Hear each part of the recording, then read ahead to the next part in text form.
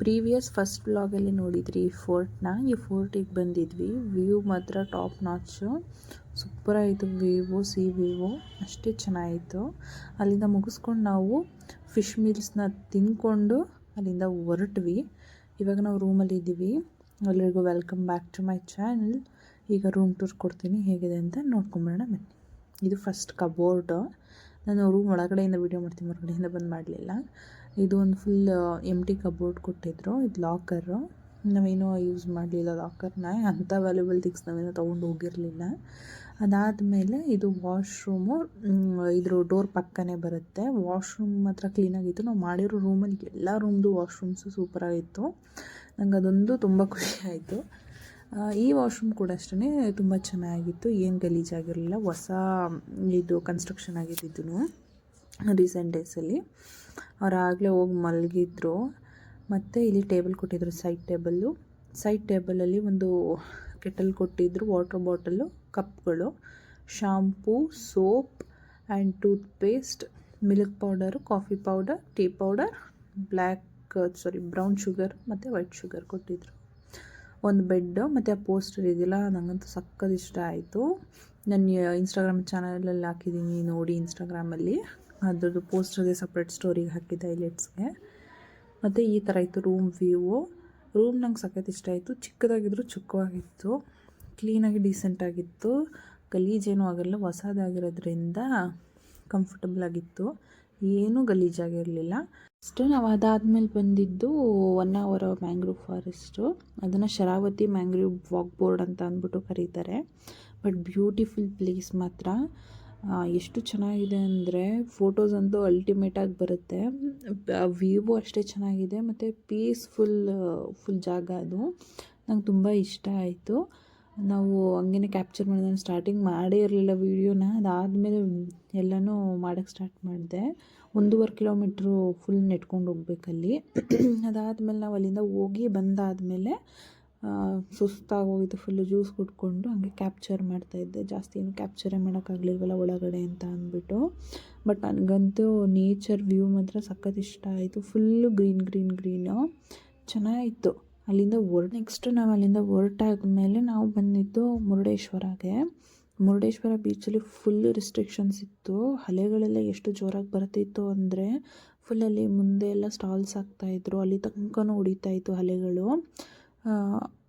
ಹಂಗಾಗಿ ರಿಸ್ಟ್ರಿಕ್ಷನ್ಸ್ನ ಇದು ಮಾಡಿದರು. ಎಲ್ಲ ಇದರಲ್ಲೂ ಬೀಚ್ಗಳನ್ನ ಆಲ್ಮೋಸ್ಟ್ ನಾವು ಹೊರಡೋ ಟೈಮಲ್ಲಿ ಮುಗಿಸಿ ಟ್ರಿಪ್ನ ಎಲ್ಲ ಬೀಚ್ಗಳಲ್ಲೂ ರಿಸ್ಟ್ರಿಕ್ಷನ್ಸ್ ಇತ್ತು. ಅಮಾವಾಸ್ಯೆ ಹುಣ್ಣಿಮೆ ಟೈಮಲ್ಲಿ ಜಾಸ್ತಿ ಆಗುತ್ತೆ ಅಂತಾರಲ್ಲ, ಆ ಥರ ಫುಲ್ಲು ಜಾಸ್ತಿ ಆಗಿತ್ತು. ಹಾಗಾಗಿ ಫುಲ್ಲು ರಿಸ್ಟ್ರಿಕ್ಷನ್ಸ್ ಇತ್ತು. ಹಂಗಾಗಿ ಯಾರನ್ನೂ ಬಿಟ್ಟೇ ಇರಲಿಲ್ಲ, ಫುಲ್ಲು ರಿಸ್ಟ್ರಿಕ್ಷನ್ಸು. ಅದಾದಮೇಲೆ ನಾವು ಬ್ಯಾಕ್ ಸೈಡಿಗೆ ಹೊರಟೋದ್ವಿ. ಬ್ಯಾಕ್ ಸೈಡೆಲ್ಲ ಡ್ರೆಸ್ ಚೇಂಜ್ ಮಾಡ್ಕೊಂಡು ನಾವು ಅಲ್ಲಿಂದಲೇ ಬಂದ್ವಿ. ಇದೊಂದು ಪ್ಲೇಸ್ ನಾವು ಹೋಗಿರಲಿಲ್ಲ ಹೋದ್ಸಲಿ. ಇದು ಫುಲ್ಲು ಡೀಟೇಲ್ಸ್ ಎಲ್ಲ ಇದೆಯಲ್ಲ, ಹೇಗೆ ಮುರುಡೇಶ್ವರ ಬಂತು, ಏನಕ್ಕೆ ಆಗಿದ್ದು ಮುರುಡೇಶ್ವರ ದೇವಸ್ಥಾನ, ದೇವ್ರು ಹಿಂಗೆ ಇದಾಯಿತು ಅಂತೆಲ್ಲ ಅದ್ರದ್ದು ಫುಲ್ಲು ಡೀಟೇಲ್ನ ಈ ಥರ ಕೆತ್ತನೆ ಥರ ಮಾಡಿ ಹಾಕಿದ್ದಾರೆ. ಒಳಗಡೆ ನಿಮಗೆ ಆಡಿಯೋ ಸೌಂಡ್ಸು ಇರುತ್ತೆ, ನೀವು ಅದನ್ನ ಕೇಳಿಸ್ಕೋಬೋದು. ಅದರಲ್ಲಿ ಆಡಿಯೋದಲ್ಲಿ ಫುಲ್ ಕ್ಲೀನಾಗಿ ಎಕ್ಸ್ಪ್ಲೇನ್ ಮಾಡ್ತಾರೆ. ಏನಕ್ಕೆ ಹಿಂಗಾಯಿತು, ರಾವಣ ಏನಕ್ಕೆ ಲಿಂಗನ ತಗೊಂಡು ಬಂದ, ಯಾವಾಗ ಅದು ಎಷ್ಟು ಪೀಸ್ ಆಯಿತು, ಅವೆಲ್ಲನೂ ಫುಲ್ ಡೀಟೇಲಾಗಿ ನಿಮಗೆ ಇದರಲ್ಲಿ ಫುಲ್ ಎಕ್ಸ್ಪ್ಲೇನ್ ಮಾಡಿದ್ದಾರೆ. ನಾನು ಟ್ರೈ ಮಾಡ್ತೀನಿ ಇದಕ್ಕೊಂದು ಆಡಿಯೋನ ಹಾಕಲಿಕ್ಕೆ.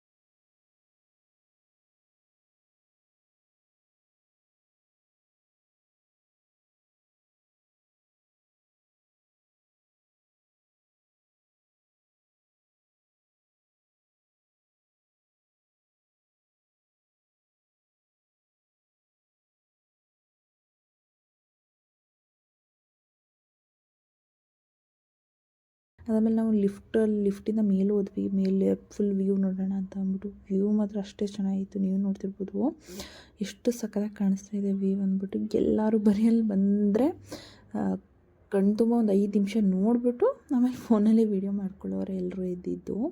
ಅಷ್ಟು ಚೆನ್ನಾಗಿತ್ತು ವ್ಯೂ. ಬೀಚು ಅಷ್ಟೇ ನೀವು ನೋಡ್ತಿರ್ಬೋದು, ಎಲ್ಲ ಫುಲ್ಲು ಅಂಗಡಿ ಇರ್ತಿತ್ತಲ್ವ, ಅಂಗಡಿ ಎಲ್ಲನೂ ತೆಗೆಸ್ಬಿಟ್ಟಿದ್ದಾರೆ. ನಾನು ಫುಲ್ 4 ಸೈಡಿಂದನೂ ವ್ಯೂ ಕ್ಯಾಪ್ಚರ್ ಮಾಡ್ತಾಯಿದ್ದೆ. ಎಷ್ಟು ಜೋರಾಗಿ ಅಲೆ ಬರ್ತಾಯಿದೆ ಅಂತ ಇದ್ರೆ ಗೊತ್ತಾಗ್ತಾ ಇದೆಯೋ ಇಲ್ವೋ ಗೊತ್ತಾಗ್ತಾ ಇಲ್ಲ.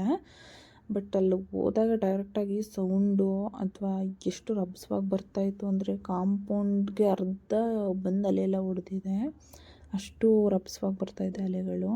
ನನಗೆ ಈ ವ್ಯೂ ಮಾತ್ರ ಸಖತ್ ಇಷ್ಟ ಆಯಿತು. ದೇವರು ಫುಲ್ ಗ್ರೀನು, ಹಿಂದೆ ನೀರು, ಅದು ಎಷ್ಟು ಚೆನ್ನಾಗಿ ಕಾಣಿಸ್ತಾ ಇದೆ ಅಲ್ಲೋ, ನೋಡೋಕ್ಕೆ ಕಣ್ಣೇ ಸಾಲಲ್ಲ, ಅಷ್ಟು ಚೆನ್ನಾಗಿ ಕಾಣಿಸ್ತಾ ಇದ್ದೆ. ಅದಾದಮೇಲೆ ಒಳಗಡೆ ದರ್ಶನ ಎಲ್ಲ ಮಾಡಿದ್ವಿ. ಇಲ್ಲೂ ಅಷ್ಟೇ ಒಂದು 5 ನಿಮಿಷ ನಿಂತಿದ್ವಿ. ಲಿಟ್ರಲಿ ಯಾರೂ ನಂಬಲ್ಲ, ಅಷ್ಟು ಕ್ಲೀನಾಗಿ ನಿಂತ್ಕೊಂಡು ನೋಡಿದ್ದೀವಿ. ಯಾವ ಸಲ ಬಂದಾಗಲೂ ನಮ್ಗೆ ದರ್ಶನವೇ ಆಗಿರಲಿಲ್ಲ. ಈ ಸಲ ಚೆನ್ನಾಗಿ ದರ್ಶನ ಆಯಿತು. ಮತ್ತು ದರ್ಶನ ಎಲ್ಲ ಆಗಿ ಮುಗಿಸ್ಕೊಂಡು ನಾವು ಅಲ್ಲಿಂದ ಹೊರಗಡೆ ಬಂದ್ವಿ. ಹೊರಗಡೆ ಇಲ್ಲಿ ಗಣಪತಿ ದೇವಸ್ಥಾನ ಅದು ಇದೆಲ್ಲ ಜಾಸ್ತಿ ಇತ್ತಲ್ವ, ಎಲ್ಲ ದೇವ್ರದ್ದು ದರ್ಶನ ಮಾಡಿಕೊಂಡು ನಾವು ಅಲ್ಲಿಂದ ಹೊರಟ್ವಿ ಊಟಕ್ಕೆ. ಊಟ ಮಾಡಿಕೊಂಡು ನೆಕ್ಸ್ಟ್ ಬಂದೀವಿ. ಅಲ್ಲೇ ಒಂದು ಬೀಚ್ ಇತ್ತು, ಬಟ್ ಈ ಬೀಚ್ ನಾನು ಮರ್ತಿದ್ದೀನಿ. ನೆನಪಾದರೆ ನಾನು ಅಲ್ಲಿ ನಿಮಗೆ ಮೆನ್ಷನ್ ಮಾಡ್ತೀನಿ. ಅದ್ರದ್ದು ಸನ್ಸೆಟ್ ಆಗ್ತಾಯಿತ್ತು, ಆ ಪಾಯಿಂಟಲ್ಲೂ ಅಷ್ಟೇ ಚೆನ್ನಾಗಿತ್ತು. ಇಲ್ಲೂ ಫುಲ್ ರೆಸ್ಟ್ರಿಕ್ಷನ್ಸ್ ಇತ್ತು, ಯಾರೂ ಬಿಟ್ಟಿರಲಿಲ್ಲ. ನಾವು ಒಂದು ಸೈಡಲ್ಲಿ ಹೋಗಿ ಕ್ಯಾಪ್ಚರ್ ಮಾಡ್ಕೊಂಡು ಫೋಟೋಸ್ ತೆಕ್ಕೊಂಡು ಬಂದುಬಿಟ್ವಿ.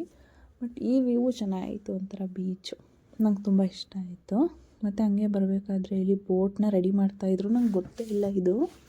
ಅಲ್ಲಿ ಆಮೇಲೆ ಸಚ್ಚಣ್ಣನೂ ಅಪ್ಪನೂ ಹೇಳಿದ್ರು ವ್ಯೂವಲ್ಲಿ ಬೋಟ್ ರೆಡಿ ಮಾಡ್ತಿದ್ದಾರೆ, ತಗೋ ಅಂತ ಅಂದ್ಬಿಟ್ಟು ಆಮೇಲೆ ತೊಗೊಂಡೆ. ನನಗೆ ಕಾಣಿಸ್ತಿರಲಿಲ್ಲ, ಆಮೇಲೆ ಈ ಸೈಡ್ ಬಂದಮೇಲೆ ಕಾಣಿಸ್ತಿದ್ಯಾ, ಅದೇ ಬೋಟ್ ರೆಡಿ ಮಾಡ್ತಿದ್ದಿದ್ದು. ನೆಕ್ಸ್ಟು ನಾವು ಬಂದಿದ್ದು ಉಡುಪಿ ಶ್ರೀಕೃಷ್ಣ ಟೆಂಪಲ್ಲಿಗೆ. ಇಲ್ಲಿಗೆಲ್ಲ ಬರಬೇಕು ಅನ್ನೋ ಪ್ಲ್ಯಾನೇ ಇರಲಿಲ್ಲ ಟ್ರಿಪ್ಪಿಗೂ ಸ್ಟಾರ್ಟ್ ಮಾಡಿದಾಗ. ನೋಡಿದ್ರೆ ಎಲ್ಲ ಕಡೆ ಅನ್ಎಕ್ಸ್ಪೆಕ್ಟೆಡಾಗಿ ಬರ್ತಿದ್ದೀವಿ. ಇದು ಒಳಗಡೆ ಎಂಟ್ರಿ ಆದಮೇಲೆ ಸ್ಟ್ರೀಟು, ಅಂದರೆ ಶಾಪಿಂಗ್ ಸ್ಟ್ರೀಟ್ ಇರ್ತಲ್ಲ ಆ ಥರ ಸ್ವಲ್ಪ ಉದ್ದ ತನಕ ಹೋಗಬೇಕು. ಅದು ರಿಯಲ್ ಆನೆ ಥರ ಕಾಣಿಸ್ತೈತೆ. ನಾನು ಅದನ್ನೇ ಹೇಳ್ತಾಯಿದ್ದೆ, ನೋಡಿ ರಿಯಲ್ ಆನೆನೇ ನಿಲ್ಲಿಸ್ಬಿಟ್ಟು ಅವ್ರು ಹೆಂಗೆ ಕಾಣಿಸ್ತೈತೆ ಇದು ಅಂತ. ಅಷ್ಟು ನ್ಯಾಚುರಲ್ ಆಗಿತ್ತು, ತುಂಬ ಚೆನ್ನಾಗಿ ಕಾಣಿಸ್ತಾಯಿತ್ತು. ಮತ್ತು ಇಲ್ಲೆಲ್ಲ ಫುಲ್ಲು ಕೃಷ್ಣ ಇಲ್ಲೆಲ್ಲ ದೇವ್ರದ್ದು ಇದ್ರದ್ದು ಕಾಪರ್ದು ಇದಿತ್ತು ವಿಗ್ರಹಗಳು. ನಾನು ತಗೋಬೇಕು ಅಂದ್ಕೊತಿದ್ದೆ, ಲಾಸ್ಟಲ್ಲಿ ತೊಗೊಂಡಿದ್ದೀನಿ ಒಂದು ಚಿಕ್ಕದು ಪುಟಾಣಿ ವಿಗ್ರಹಗಳನ್ನು, ತೋರಿಸ್ತೀನಿ ನಿಮಗೆ. ಇದನ್ನು ಒಳಗಡೆ ಕ್ಯೂವಲ್ಲಿ ನಿಂತ್ಕೊಂಡ್ವಿ. ಅಲ್ಲಿ ಮಧ್ಯದಲ್ಲಿ ಗೋಪುರ, ಸುತ್ತ ನೀರು ಚೆನ್ನಾಗಿ ಕಾಣಿಸ್ತಾ ಇತ್ತು. ಮತ್ತು ನಮಗೆ ಅಲ್ಲಿ ವೈಟ್ ಫಿಶ್ ಕಾಣಿಸ್ತು, ನನಗಂದು ಫುಲ್ ಖುಷಿಯಾಗೋಯಿತು. ಮತ್ತು ಅಲ್ಲಿ ವೈಟ್ ಟಾಟಾಯಿಸು ಇದೆಯಂತೆ, ನಾನು ನೋಡಿಲ್ಲ, ನಾನು ನೋಡಿಲ್ಲ. ಬಟ್ ಅನ್ನು ಅಕ್ಕ ಸಚ್ಚಣ್ಣ ಮುಂಚೆ ಬಂದಿದ್ರು, ಅವ್ರು ನೋಡಿದ್ರಂತೆ, ಅವ್ರು ಹೇಳ್ತಿದ್ರು ಇದೇ ನಾವು ನೋಡಿದ್ವಿ ಅಂತ. ಚೆನ್ನಾಗಿತ್ತು, ನಂಗೆ ಇಷ್ಟು ಖುಷಿ ಆಯಿತು ವೈಟ್ ಫಿಶ್ ನೋಡಿ. ಅದಾದಮೇಲೆ ದರ್ಶನ ಎಲ್ಲ ಆಯಿತು. ದರ್ಶನ ಎಲ್ಲ ಮಾಡಿ ಈ ಕಡೆ ದರ್ಶನ ಎಲ್ಲ ಆದಮೇಲೆ ನಾವು ಗೋಶಾಲೆ ಹತ್ರ ಬಂದ್ವಿ. ಹೋಗ್ಬೇಕಾದ್ರೆ ನೋಡಿದ್ವಿ, ಬಟ್ ಅಷ್ಟು ಕ್ಲೀನಾಗಿ ಕಾಣಿಸ್ಲಿಲ್ಲ, ಗ್ರಿಲ್ಸ್ ಎಲ್ಲ ಇರೋದ್ರಿಂದ ಈ ಕಡೆ ದರ್ಶನ ಮುಗಿಸಿ ಬಂದ್ವಿ. ಇವರು ಹೋಗಿ ಒಂದಕ್ಕೆ ಹಸುಗೆ ತಲೆ ಸವರಿದ್ದೆ ತಡ, ಎಲ್ಲ ಹಸುಗಳೂ ಹಿಂಗೆ ತಲೆ ಕೊಡ್ತಕ್ಕೆ ಸ್ಟಾರ್ಟ್ ಮಾಡಿದ್ವು. ಊರಲ್ಲೂ ಅಷ್ಟೇ ಹಸು, ಪ್ರಾಣಿ, ಬೆಕ್ಕು, ನಾಯಿ ಅಂದರೆ ಅವ್ರಿಗೆ ಸಖತ್ ಇಷ್ಟ. ನಮ್ಮ ಹತ್ರ ಬಂದರೆ ಬೊಗ್ಳುಬಿಟ್ರು, ಅವ್ರ ಹತ್ರ ಹೋದ್ರೆ ಏನೂ ಮಾಡಲ್ಲ, ಅಷ್ಟು ಸೈಲೆಂಟಾಗಿರ್ತವೆ. ಪ್ರಾಣಿಗಳಂದರೆ ಅವ್ರಿಗೆ ಅಷ್ಟೊಂದು ಅವ್ರಿಗೂ ಇಷ್ಟ, ಪ್ರಾಣಿಗಳದು ಅವ್ರಿಗೂ ಇಷ್ಟ. ಒಂಥರ ಅಂಡರ್ಸ್ಟ್ಯಾಂಡಿಂಗ್ ಚೆನ್ನಾಗಿತ್ತು. ನಾನು ಅದಕ್ಕೆ ರೇಗಿಸ್ತಿರ್ತೀನಿ, ಹೋದ ಜನ್ಮದಲ್ಲಿ ನೀವು ಯಾವುದೋ ಪ್ರಾಣಿಯಾಗಿ ಹುಟ್ಟಿದ್ರಿ ಅಂತ. ಅದಾದಮೇಲೆ ಇದು ಕೃಷ್ಣಂದು ಲೈವ್ ಹಾಕಿದ್ರು ಹೊರಗಡೆ. ಅಲಂಕಾರ ಚೆನ್ನಾಗಿತ್ತು ಕೃಷ್ಣನಿಗೆ. ನಾವು ಒಳಗಡೆನೂ ಚೆನ್ನಾಗಿ ದರ್ಶನ ಆಯಿತು, ಮತ್ತು ಹೊರಗಡೆನೂ ಕ್ಲೀನಾಗಿ ದರ್ಶನ ಆಯಿತು. ಅಲ್ಲಿಂದ ನಾನು ತೊಗೊಬಂದಿದ್ದು ಪುಟ್ಟ ಕೃಷ್ಣ, ಇದು ನಾನು ರೂಮ್ಗೆ ಇಡೋಣ ಅಂತ ಅಂದ್ಬಿಟ್ಟು. ಎಷ್ಟು ಚೆನ್ನಾಗಿದೆ ಅಲ್ವಾ, ಫೇಸಲ್ಲಿ ಎಷ್ಟು ಕ್ಲಾರಿಟಿ ಇದೆ ಗೊತ್ತಾ, ತುಂಬ ಇಷ್ಟ ಆಯಿತು. ಅದಾದಮೇಲೆ ನಾವು ಮಂಗಳೂರಿಗೆ ರೀಚ್ ಆದ್ವಿ. ಅಲ್ಲಿ ದರ್ಶನ ಎಲ್ಲ ಆದಮೇಲೆ ಸಚ್ಚಣ್ಣದು ಫೇಮಸ್ ಐಸ್ ಕ್ರೀಮು ಇಲ್ಲಿ ಟೇಸ್ಟ್ ಮಾಡು ಅಂತ ಅಂದ್ಬಿಟ್ಟು ಎಲ್ಲರೂ ಕರ್ಕೊಂಡು ಬಂದರು. ಇದೆಲ್ಲ ice cream, PAN ice cream ನೋಡ್ತಿದ್ದೀರಾ ಅಲ್ಲ, ಇದು ಫುಲ್ಲು ಐಸ್ ಕ್ರೀಮ್, ಚೆನ್ನಾಗಿದೆ ಟೇಸ್ಟ್ ಎಲ್ಲ. ಇದು ಪ್ಯಾರಾಫಿಟು, ಇದು carrot halwa with vanilla ice cream, ಇದು ಪಾನ್ ಐಸ್ ಕ್ರೀಮು. ಅದರೊಳಗಡೆ ಐಸ್ ಕ್ರೀಮ್ ಹಾಕಿರ್ತಾರೆ, ಅದು ಐಸ್ ಕ್ರೀಮೇ. ಇದು ಐಸ್ ಕ್ರೀಮ್ ಅಂಗಡಿ. ಪೂರ್ತಿ ಎಲ್ಲರೂ ದೋಸೆ ತಿಂತಾರೆ, ಎಲ್ಲ ಐಸ್ ಕ್ರೀಮ್ ತಿಂತಾ ಇರೋದು. ಇದು ಐಸ್ ಕ್ರೀಮ್ ಅಂಗಡಿ ನೋಡಿ, ಎಲ್ಲರೂ ದೋಸೆ ತಿಂತಾವ್ರೆ ನೋಡು, ಎಲ್ಲ ಐಸ್ ಕ್ರೀಮ್ ತಿಂತಾವ್ರೆ. ಇದು ಐಸ್ ಕ್ರೀಮ್ ಅಂಗಡಿ ಪಾಪು, ದೋಸೆ ಬರಲ್ಲ ತಿನ್ನೋ. ಅಲ್ಲಿ ಯಾವಾಗೈತಂತೆ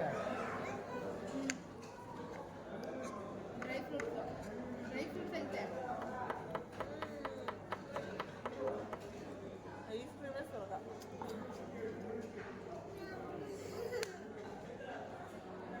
ನಿಮ್ಮಿಂದಲೇ ಅಭ್ಯಾಸ ಆಗಿರೋದ್ರಿಂದ ನಾನು.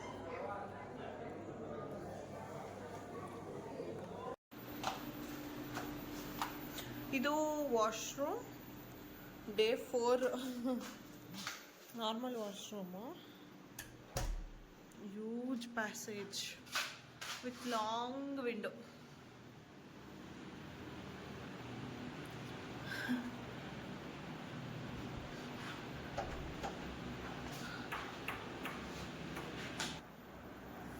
ಸ್ಪೇಸು, ಈ ಕಡೆ ಸ್ಪೇಸು ಬ್ಯಾಗ್ ಇಟ್ಕೊಳ್ಳೋಕ್ಕೆ, ಮತ್ತು ಇದಿಷ್ಟು ಸ್ಪೇಸ್. ಇದು ಬೆಡ್, ಹಿಂಗಿಂದ ಹಿಂಗಿದೆ ವ್ಯೂ ಈ ಸೈಡಿಂದ. ಬೆಡ್ ಪಕ್ಕ ಒಂದು ಚಿಕ್ಕ ಟೇಬಲ್ ವಿತ್ ಡ್ರಾಯರ್ಸ್. ಎಂಟಿ ಚೆನ್ನಾಗಿದೆ, ಒಂಥರ ಮನೆಗಳಿಗೆಲ್ಲ ಮಾಡಿಸ್ಕೊಳ್ಳೋಕ್ಕೆ ಎಷ್ಟು ಕ್ಲೀನಾಗಿ ಯುಟಿಲೈಸ್ ಆಗಿದೆ. ಮತ್ತು ಈ ಸೈಡ್ ಒಂದು ಡ್ರಾಯರು, ಒಂದು ವಾಟರ್ ಬಾಟಲ್ ಕೊಟ್ಟಿದ್ದೀರಿ ವಿತ್ ಒಂದು ಗ್ಲಾಸು, ಇದೊಂದು ಲ್ಯಾಂಪು.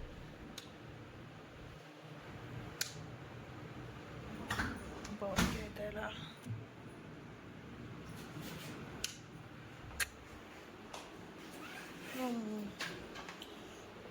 ಟೇಬಲ್ಲು,